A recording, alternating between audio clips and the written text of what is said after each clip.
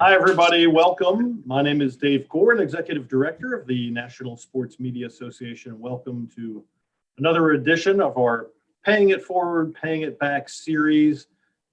Great to be joined today by Marty.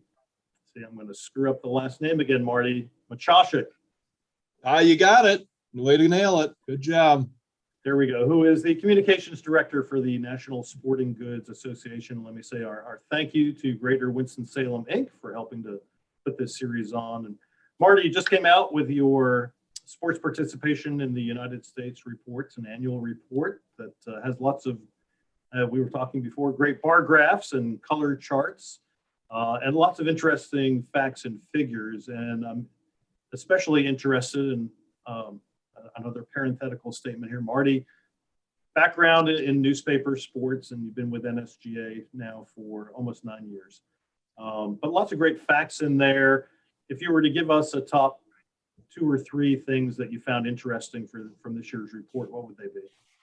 Well, I think a lot of, we were particularly interested too because of the 2020 impact of COVID and what the impact would be positively and negatively on participation. So I would say a couple of the interesting things that we really found were on the positive side, some sports and activities. And just for a little background, we track 64 different sports and activities that we get participation data on.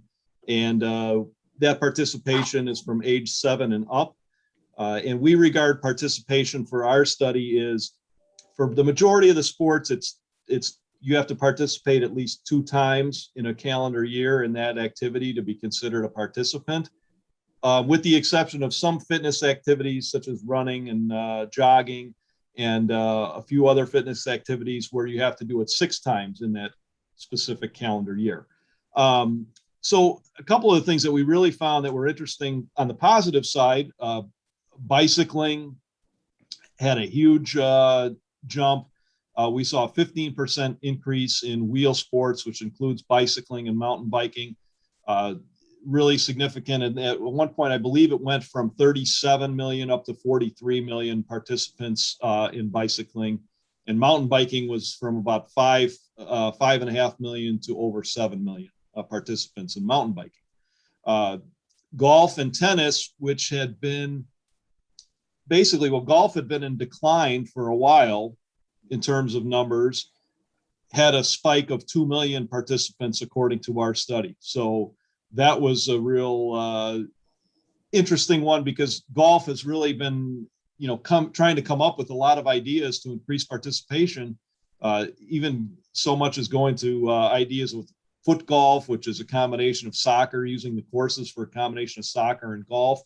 And it hadn't really been able to make a real big dent in the declines, but it went up 2 million. And one of the other encouraging things I would say for golf was there was an 18% increase in youth participation. So that bodes well, certainly for the future with golf having that youth infusion come in last year. Tennis was another one which had been relatively flat in terms of any participation changes over recent years, but had another, I would say, fairly significant increase. I've got my cheat sheets here, so I want to make sure I've got the right numbers, but went from 12.2 million to 13.7 million in 2020. And so that was a pretty significant increase. And tennis and golf also saw some pretty significant female participation increases as well, which was also encouraging. So, and one of the key things with those sports that we saw the increases in were typically individualized type of sports where you could socially distance, sports that were primarily outdoors that combined all those factors. And I think it was kind of also with people looking for something. They wanted some activity. We wanted to do something. These were the perfect outlets for that.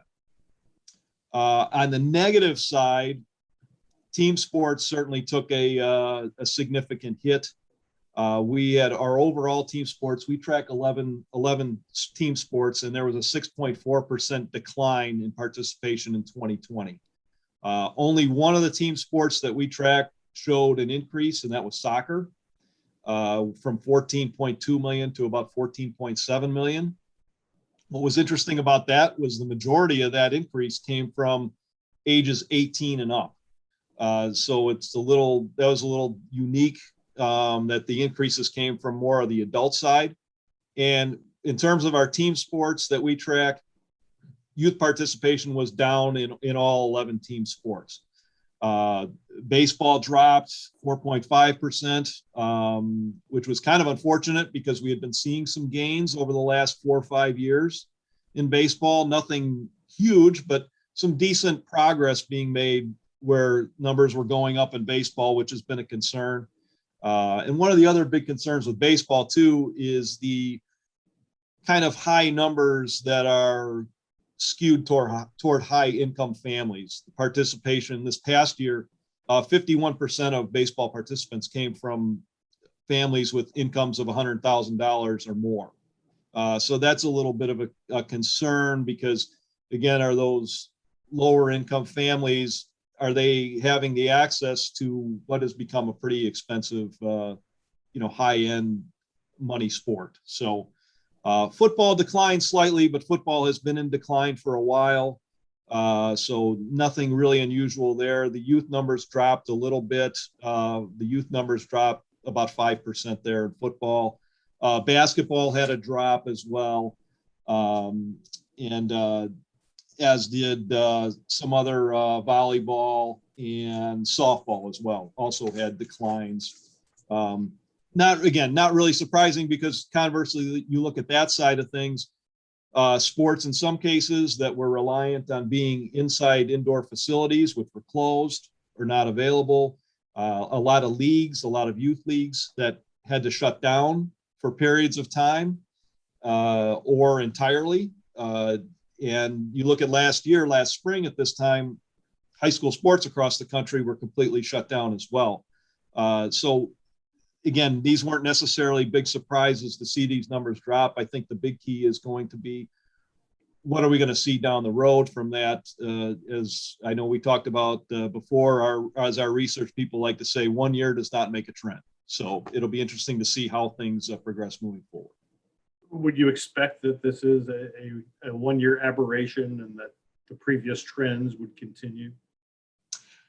It's a great question. And I think one of the concerns that we have when we look at it is, and you hope not, but were some of these kids that didn't get the chance to, let's say, play in a baseball or softball league last summer, or didn't get a chance to have a normal high school football season or a high school soccer season last spring, did they go and find other things to do? Did they decide, this really isn't worth it? I've got other things. Did they find other activities or other avenues for entertainment?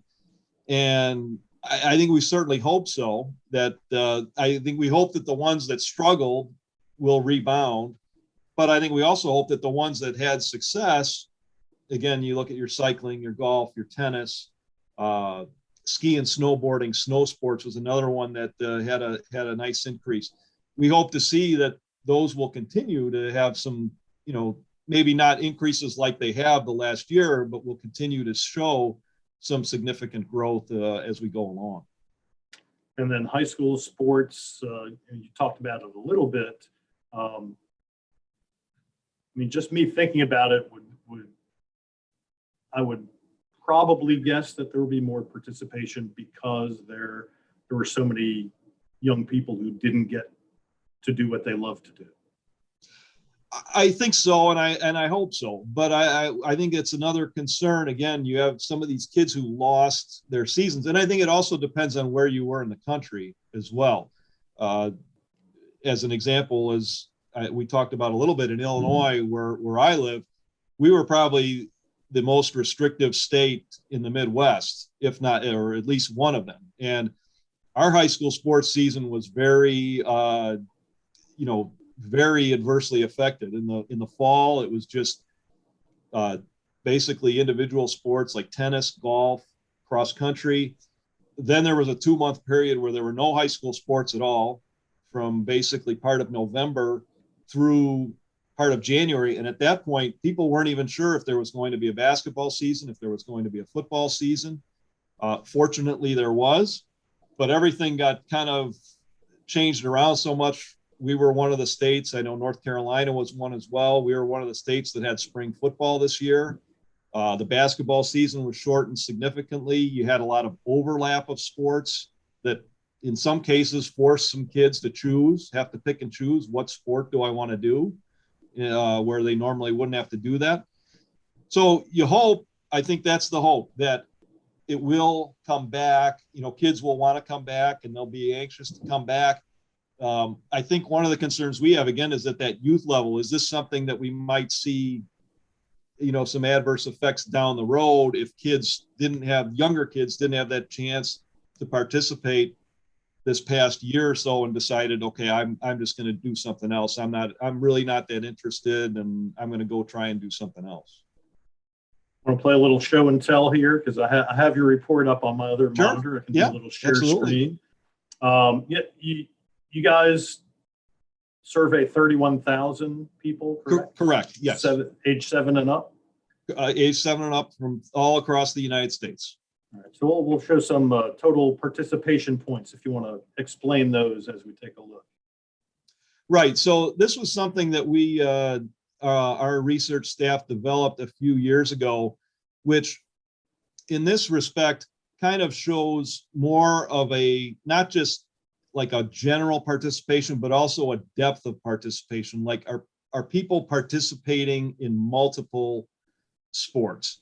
For example, on the team side, as opposed to just somebody, he's a participant in basketball. Hey, here's a participant in basketball and football, which leads to our total participation points, which again provides a little more depth to the total number of the total amount of participation, if you will.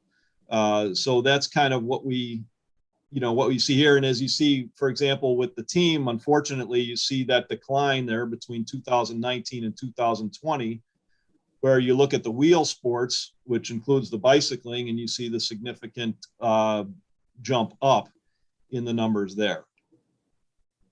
Sure. And then this page tells us what? Well, and one of the things that I would also tell you a little bit about too is this is decades. This is decades, correct. So, and as it says, only that the fitness activity segment is the one that has shown the consistent growth.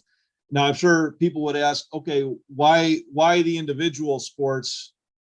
Why was there such a decline there? And to kind of explain that, in this category of individual sports, we're talking about some sports like bowling, gymnastics, swimming, and fitness activities that showed, as you'll see, significant declines. For example, bowling had a huge drop of 26% from 34 million to 25 million people in 2020. Gymnastics dropped 5.9 million to 5 million. Swimming dropped down to 42 million from 48 million. And another big drop was working out at a club, which went from 39.6 million to 28.8 million. And again, the big common denominator there were these were indoor activities that were affected by facility closures, access to facilities. And I think also in some cases with some fitness activities, even when things reopened, I think a lot of people had the opportunity they found, okay, I can get my workouts in at home. I can have home equipment. I don't need that membership anymore. I don't need to go to the health club anymore to do that sort of thing. Gotcha. And then you also break down organized versus recreational participation. Right. And this part will be interesting to actually kind of more interesting to see as we go down the road. This is the first time we have done this with our study, broken it down this way between organized and recreational. And as we make it clear here, we consider organized as whether you're on a travel team or it's a rec league team or your local little league team or again, your park district team. And the recreation is completely, hey, let's get a couple buddies, go out and hoop it up over at the court over there, or go, hit the baseball around, or that sort of thing. That's where recreational, because some people might confuse recreational as rec league, and that's not the case. Recreational is completely, going on your own, parents not in your ear, telling you what to do every, on every pitch or every time you're handling the basketball, that sort of thing. Nice. And since we have so few on with us today, if anybody has a question at any time, just feel free to interrupt. Right. And then this page shows organized, recreational, or those who do both, correct? Correct. Yeah. And I think that's what, interesting, where you look at particularly like baseball, the combination who do both, pretty significant. Also basketball, the combination who do both, some fairly significant numbers there of, where it's a lot of organization, a lot of, again, things are so structured these days that a lot of kids in particular don't have that opportunity to go out and play on their own, like they may have had in the past. And I think it will be interesting to see how these numbers may be affected as well. Again, this is the first time we've done this organized versus recreational breakdown, because again, you look at this past year, in some cases, recreational participation was the only way some kids or some people may have had to be a part of that sport, for either for a long time or for an entire season. Right. I'll get some individual sport snapshots. I know some would be obviously interested in basketball. You want to take us through this? Right. And again, you see the basketball, the decline there of from 25.2 million to 23.9 million. And I think, again, you could probably look at it as a couple of factors. There was certainly the fact that indoors, you don't have the facilities to go to use, for a pretty good portion of time. And even, I know in some cases outdoors, you had communities, once COVID started, you had communities that were taking rims down or putting boards over rims because they didn't want people gathering to get together, to be in any kind of close contact. So I think I would assume or hope that this is one sport that will bounce back, that it's hopefully a 1-year aberration with basketball. And you also have them broken down by gender here. Yes.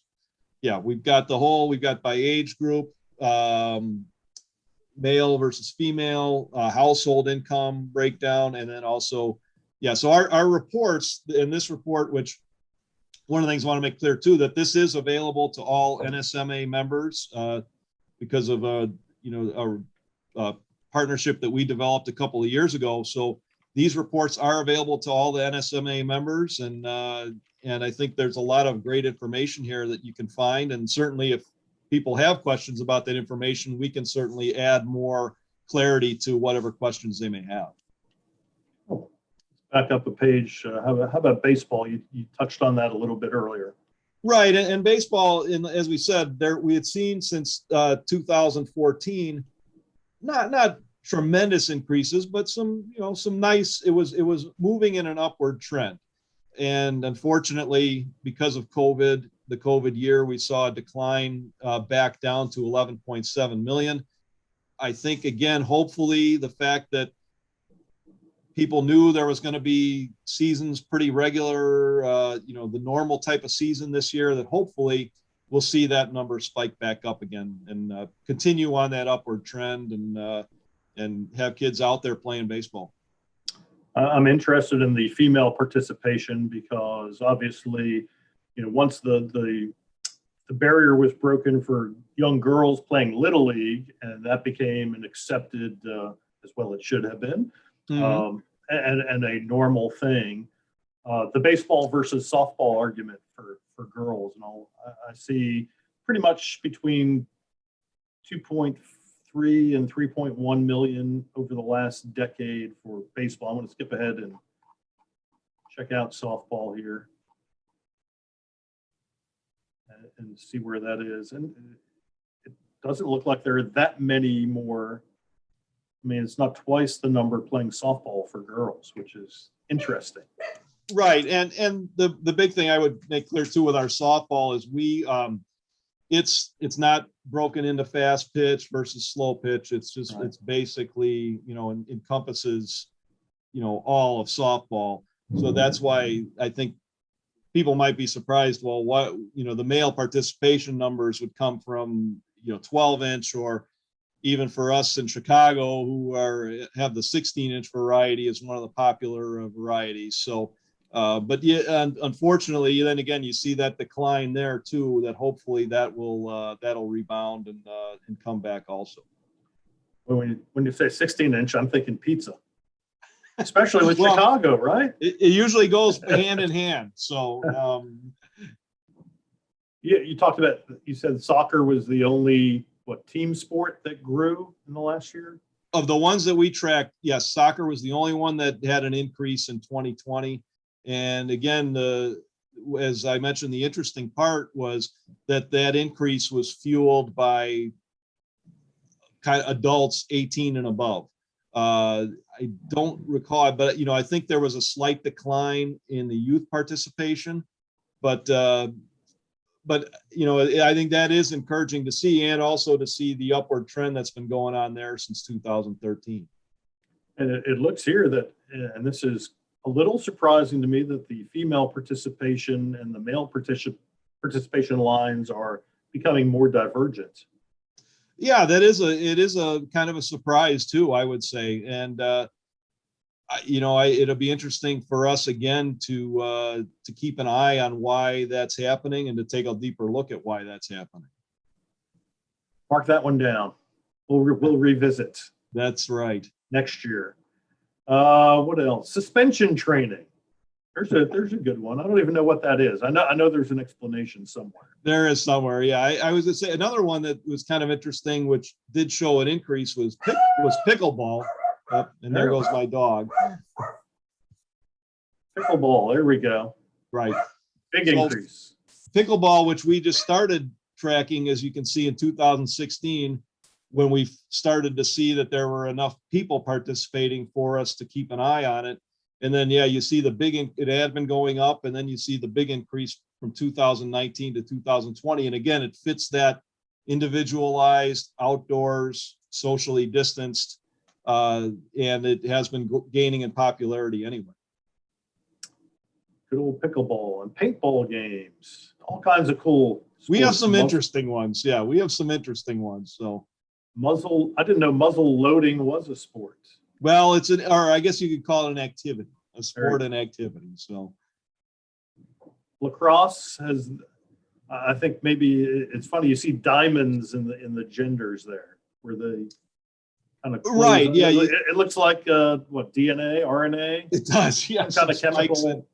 Right, and again, unfortunately, one of those that declined slightly, and hopefully, I know, particularly, for example, here in the Chicago area, it has been growing significantly in the last few years, and it's become an official high school state sanctioned sport. So I think the feeling is that that's going to only increase participation there, and we'll see more growth as well. I think recently, my mind plays tricks on me. At some point in the not too distant past, it was the fastest growing high school sport in the country, if I'm not mistaken. It could very well be, because there was really a lot of states, I think, and I think a lot of kids have found it to be, more fast paced, more exciting. And I think particularly in Illinois, one of the concerns was that it was going to be up against at the same season as baseball in high school, and that you may lose kids to, baseball might lose kids to lacrosse. Boys volleyball, which is a big sport in the Chicago area, is also a spring sport. So I know there was some concern that you might lose some track athletes and baseball players to that sport as well, particularly at the high school level. Let's see. James or Don, any sports you want to look at here? Or if you guys have any questions? I'm always a hockey guy. You and me. There we go. There you go. So And, hockey, it looks like the girls' line is trending slightly upward, and the guys is kind of flat, went down a little bit this year. Yeah, it stayed pretty. Yeah, I would say stayed relatively flat in spite of the challenges. One of the interesting things that, and not so much in the participation numbers, but that occurred in 2020 related to ice hockey was certainly you had a lot of, especially for a few months, most of your rinks were shut down. Kids couldn't get on the ice, and was kind of a resurgence of roller hockey, inline hockey products, which had really, I think as you remember back in the 90s, early 2000s, rollerblades were one of the hottest things around. Tons of people were doing it, and then it just dropped off. But there was a real resurgence in products because kids were looking for something they could use to train because they didn't have access to the ice. And it actually led to similar to kind of bicycles, where you had bicycles that you couldn't find a bicycle anywhere for the longest time, and you may still struggle with it. Finding roller hockey, roller blades, and roller hockey products became a real challenge, and actually still is in some respects. That's one of the things you and I talked about this morning was the challenges. You obviously represent the sporting goods industry. Challenges brought on, especially by COVID, yes?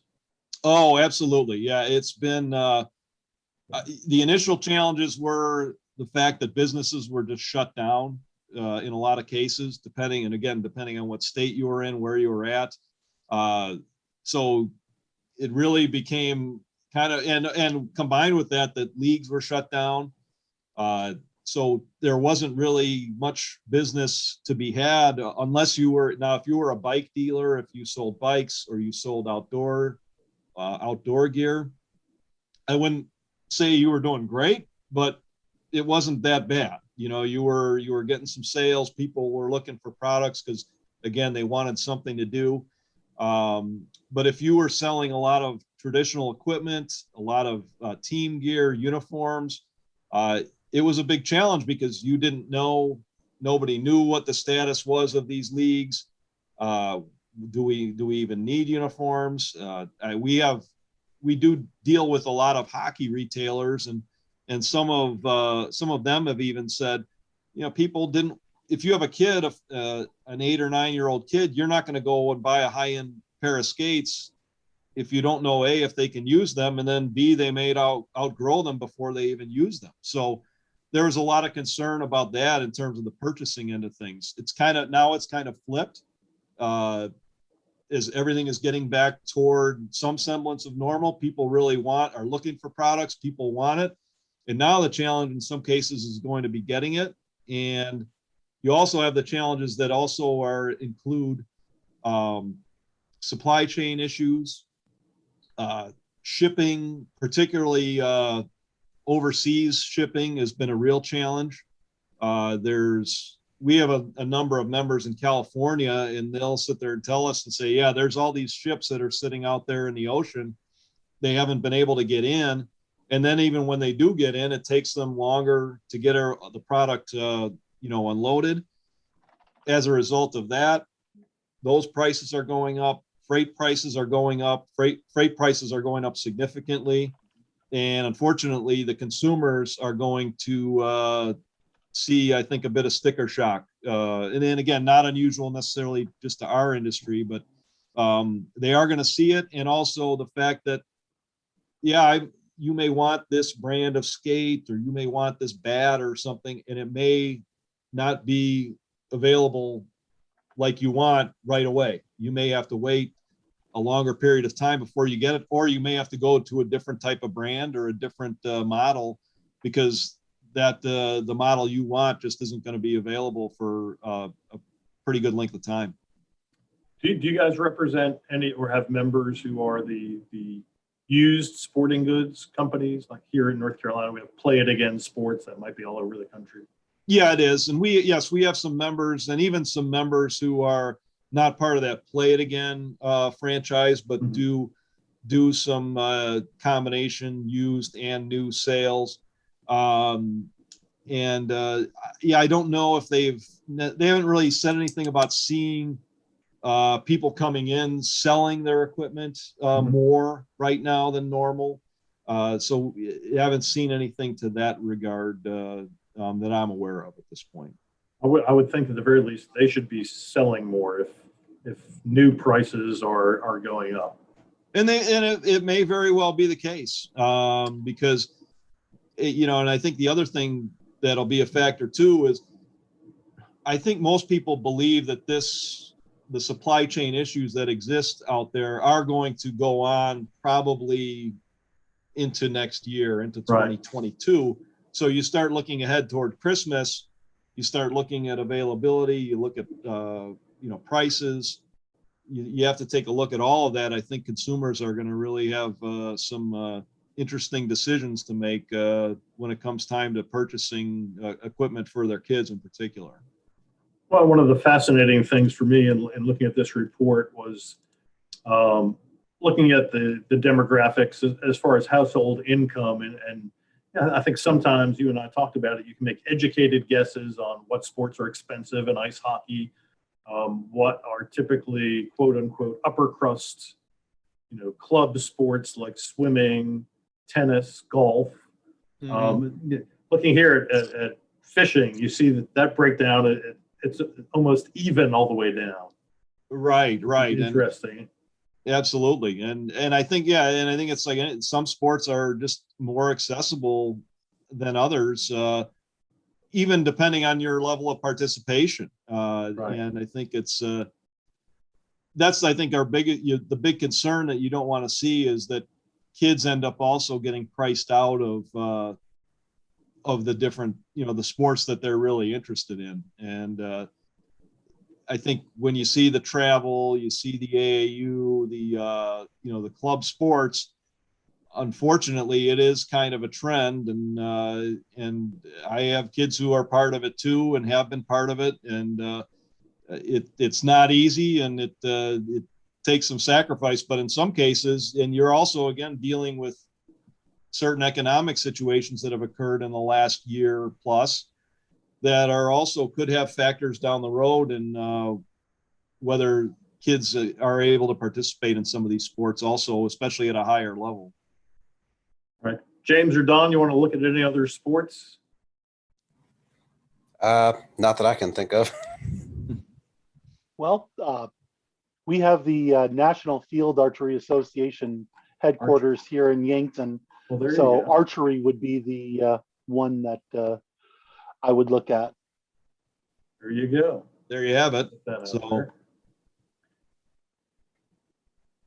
I think we might have 2 levels of archery too. I know. I see archery target, but I don't see another one. No, okay, we just have one. So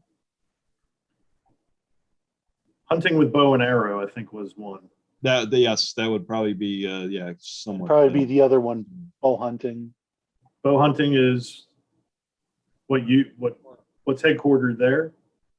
No, field archery is what's headquartered there. So, which would be this. Right. Mm-hmm. So you can take, and you're a member, so you have access to this. Mm-hmm. Member resources, download that, and go to downloads. What else? Any other questions, Don or James? No, I'm good. Thanks. Right. Marty, anything we're missing? Anything else you'd like to add? No, I think, again, I think it's going to be, as we mentioned, I think interesting to see how some of these, what we see from 2021 and 2022 and down the road, and what kind of impacts did COVID have on sports participation longer term? And again, it's something we won't know for a few years and for a while. And I think, again, hopefully we will see, some rebounds, and because it's important not just to our industry, but it's important to, I think, everybody, to be out active, participating, involved in some sport or activity in some way, shape, or form. And, I think that's going to be the key thing is hope. And I think one of the things we're trying to look at too, we've got a story coming out in our, we have a magazine that comes out 6 times a year.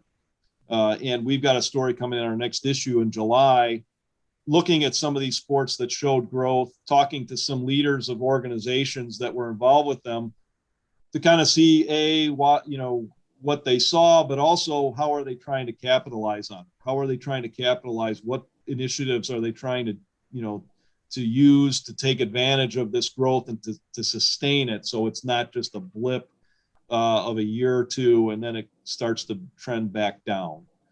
So that'll be interesting for us to see. And other than that, as we mentioned earlier, I think the great thing is this report is available to all NSMA members. If you have additional questions related to us, I know that we have contact information on the report. So feel free to reach out to us if you're looking for some more depth, some more. We also have historical information involved as well that we can get you because that's kind of one of our. We have a couple of initiatives with this report. One is we were hoping our members will use it, from a business standpoint, that they can make better business decisions.